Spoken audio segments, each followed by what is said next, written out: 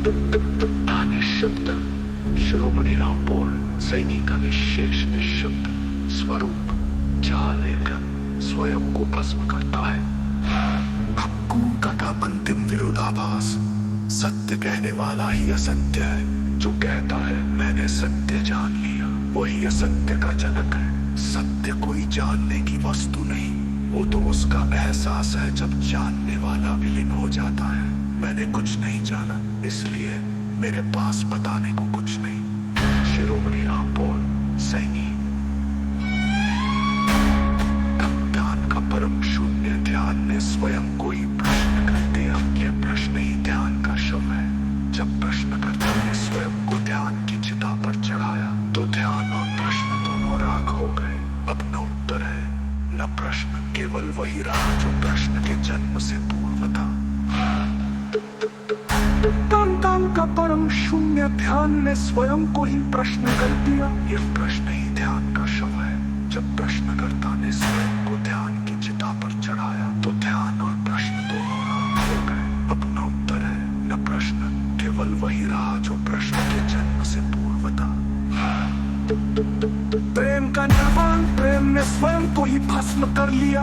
प्रेम जब मैं और तुम के भस्मावशेषों पर खड़ा हुआ तो उसने स्वयं को भी अग्नि में झोंक दिया। उस अग्नि में न प्रेमी बचा न प्रेमिका, केवल वो रहा जो भस्मीकरण के पूर्व भी विद्यमान था।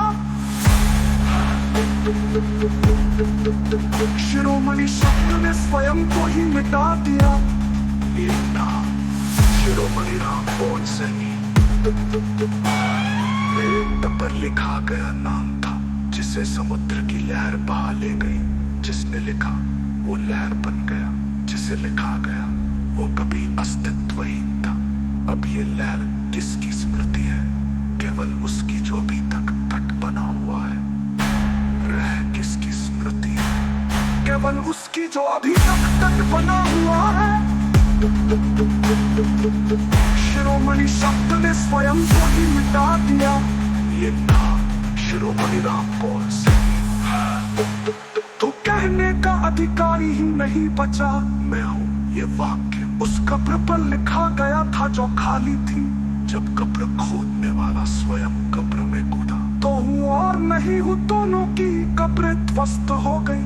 अब न कोई मृत न कोई जीवित, केवल वही बचा जो कब्रों के खोदे जाने से विद्यमान था।